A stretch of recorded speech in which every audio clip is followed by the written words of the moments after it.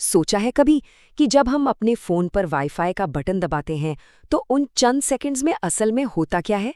एकदम जादू जैसा लगता है ना? पर ये कोई जादू नहीं है। इसके पीछे है अदृश्य वास्तुकारों की एक पूरी फौज, मतलब प्रोटोकॉल्स और सिस्टम्स जो ये सब मुमकिन बनाते हैं।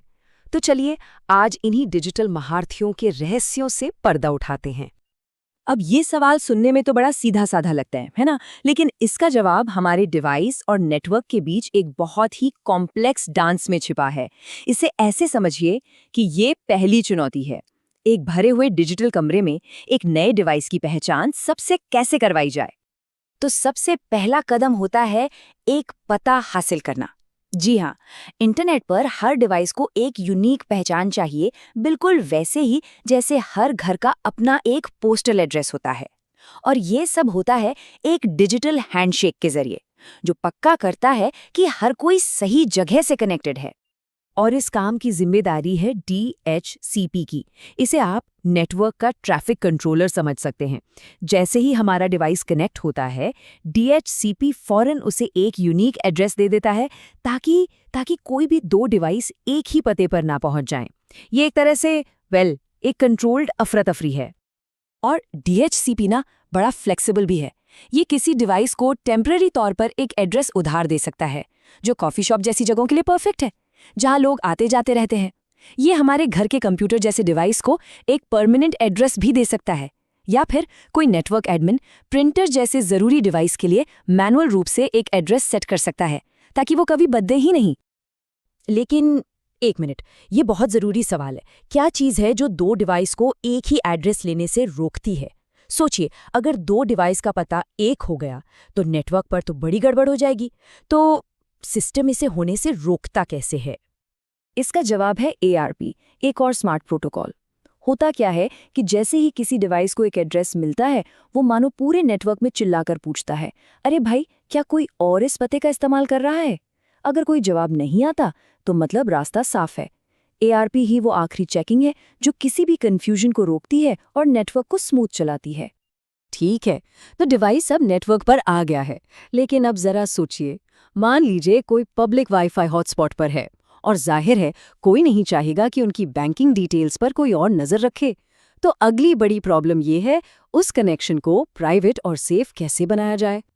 और यहीं पे काम आता है वर्चुअल प्राइवेट नेटवर्क, यानी VPN। इसे ऐसे समझिए जैसे पब्लिक इंटरनेट के बीचों बीच से अपनी एक खुद की प्राइवेट बख्तर बंद सुरंग बना ली हो। सारा का सारा डेटा इसी सुरंग से होकर गुजरता है, जो इसे बाहर की ताक झांक करने वाली नजरों से एकदम महफूज रखता है। ये बिल्कुल एक आम सड़क पर एक आर्म्ड ट्रक चलाने जैसा है। देखिए, पुराने जमाने में ना कंपनियां दो ऑफिस जोड़ने के लिए लीज्ड लाइंस इस्तेमाल करती थीं। मतलब दो जगहों के बीच एक डेडिकेटेड फिजिकल केबल। जरा सोच कर देखिए, दिल्ली से मुंबई तक अपनी प्राइवेट सड़क बनाना कितना महंगा पड़ेगा। VPNs इससे कहीं ज्यादा स्मार्ट हैं। वो मौजूदा पब्लिक इंटरनेट का इस्तेमाल करके एक सेफ रास्ता बना लेते हैं, जो न सिर्फ बहुत सस्ता है बल्कि ज्यादा फ्लेक्सिबल भी है। तो सवाल ये है कि VPN आखिर काम कैसे करता है? वो कौन सी कोर टेक्नोलॉजी है जो उस प्राइवेट टनल को बनाती है और हमारे डेटा को सेफ रखती है? इसकी जो मेन टेक्नोलॉजी है उसे कहते हैं IPsec। इसे एक ऐसे सिक्योरिटी गार्ड की तरह समझिए जो डेटा को डिवाइस से बाहर निकलने से पहले ही सिक्योर कर देता है।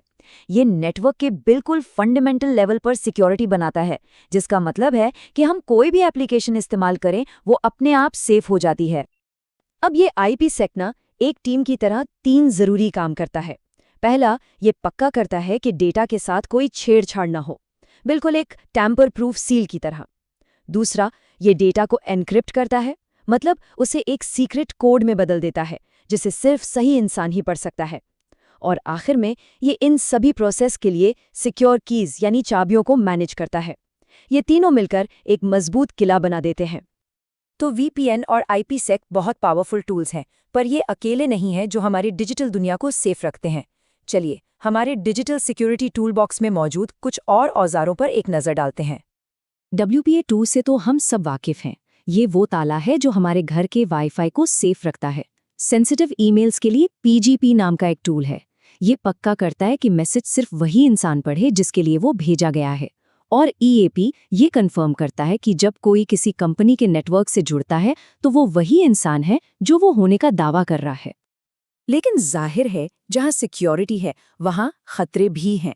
एक बहुत कॉमन अटैक है डिनायल ऑफ सर्विस या डॉस अटैक। जरा कल्पना कीजिए कि हजारों लोग एक ही वक्त पर एक छोटी सी दुकान के दरवाजे से अंदर घुसने की कोशिश कर रहे हैं। क्या होगा?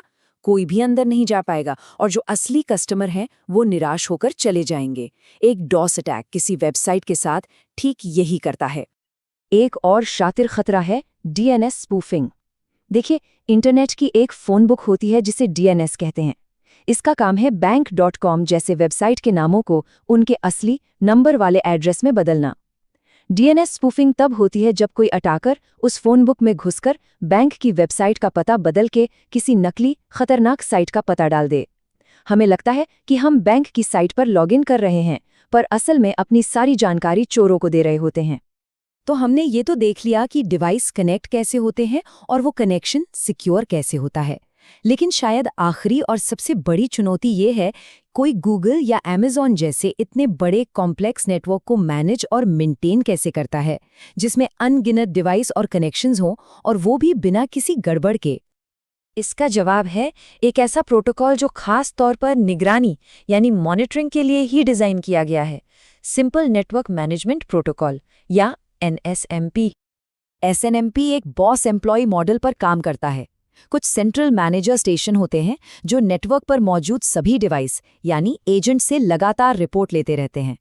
इससे एडमिनिस्ट्रेटर्स को हर चीज का एक बर्ड्स आई व्यू मिलता है, जिससे वो किसी भी प्रॉब्लम को बड़ा होने से पहले ही पकड़कर ठीक कर सकते हैं। और SNMP की मदद से बहुत कुछ मैनेज किया जाता है, जैसे ये पक्का करना कि डेटा घुसपैठियों से सेफ है, रेगुलर बैकअप बनाना ताकि कुछ भी खो न जाए, परफॉर्मेंस को मॉनिटर करना ताकि नेटवर्क स्लो ना पड़े, और ये भी देखना कि स्टोरेज कैपेसिटी खत्म न हो जाए। ये एक बहुत बड़ा 24 घंटे चलने वाला काम है।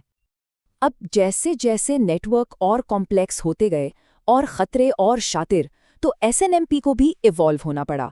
SNMP का एक नया वर्जन आया, वर्जन 3, जिसमें बेहतर सिक्योरिटी फीचर्स डाले गए ताकि ये जो मैनेजमेंट का पूरा प्रोसेस है उसे और भी सेफ बनाया जा सके और ये पक्का हो सके कि जो टूल्स नेटवर्क को मैनेज कर रहे हैं वो खुद किसी अटैक का शिकार ना बन जाएं। तो एक डिवाइस के DHCP से एड्रेस पाने से लेकर VPN के जरिए कम्युनिकेशन को सिक्योर करने तक और फिर SNMP से पूरे नेटवर्क को मैनेज करने तक, हमने देखा कि कैसे ये अदृश्य सिस्टम्स की एक पूरी चेन हमारे डिजिटल जीवन को मुमकिन बनाती है। और ये सफ़र हमें एक आखिरी सवाल पर लाकर छोड़ देता है। इनमें से कई टेक्नोलॉजीज दशकों पहले डिज़ाइन की गई थीं और ये कमाल की बात है कि वो आज भी चल रही हैं। लेकिन अब जब हम क्वांटम कंप्यूटिंग और आर्टिफिशियल इंटेलिजेंस के दौर में कदम रख रहे हैं तो हमें सोचना होगा, आगे क्या?